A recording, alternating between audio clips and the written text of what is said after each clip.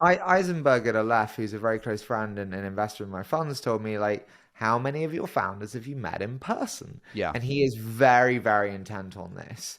How do you feel about the need to meet in person in this Zoom invested world? Honestly, Harry, like I mean, I have not figured this out since March 2020. I what I was very good at with this inbound strategy was getting an inbound thing. And I didn't care where the founder. I invested in Estonia, France, all these different countries. But when the founders came here from the U.S., I was often the first one they'd meet. Okay, off the plane. And even if they went back to Belgium or wherever it was, I inherently got all that benefit of that socialization from that meeting.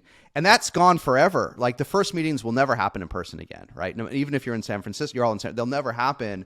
And I'm a worse investor for it. I have not figured out the answer to your question. I will say I'm a worse investor for it.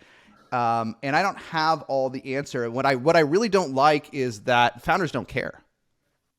They don't care. They really don't care if they meet. Investing has gotten so transactional that even if they want you on the cap table, they don't care. They just want to check the boxes and move on. And so I don't have the answer. I think some of this advice we get is old school, right? I mean, we have to be thoughtful. The world has changed. We will never go.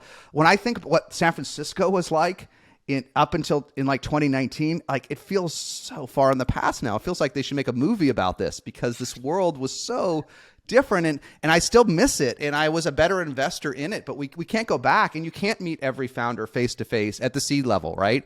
And then I look at friends of ours like Christoph Jans from Point Nine, which has ended up developing epic funds after fund. And Christoph in the beginning perfected investing all across the world over pre-Zoom, over GoToMeeting or whatever. We can ask them. So obviously it can be done wildly successfully, but you have to countermand that risk in some fashion, right? And I think taking a high risk without really getting to know folks is risky. On the other hand, I do like folks that are like, well, VCs over-index on their ability to suss up a founder in a face-to-face. Like it's like walking around, like doing a walk and talk in Chelsea or wherever. East London is so magical that all of a sudden you're such a great student of human nature because so many founders are great bullshit artists, right? Sam Blankman-Fried and friends. So it's not that.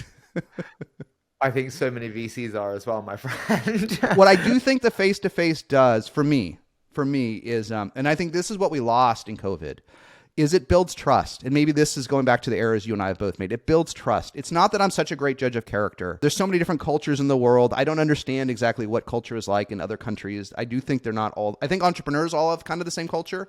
But I think that venture is so full of risk. It's so full of, I remember being terrified my first check into Pipedrive would go into the wrong bank account or this would happen. I was still terrified. And founders forget that VCs are taking bounded risk, right? It's not the whole fund, but they don't get to know you that quickly. It's so risky. And you want to de-risk things for VCs. That increases the odds you get a term sheet. But for VCs, man, it's just when you build a relationship, it's just old school sales. When you build a relationship, it goes better, doesn't it? It goes better in the tough times. There's more honesty. There's less baloney. And so when we skip that step, we just never have that relationship. And I don't like it. I don't like it.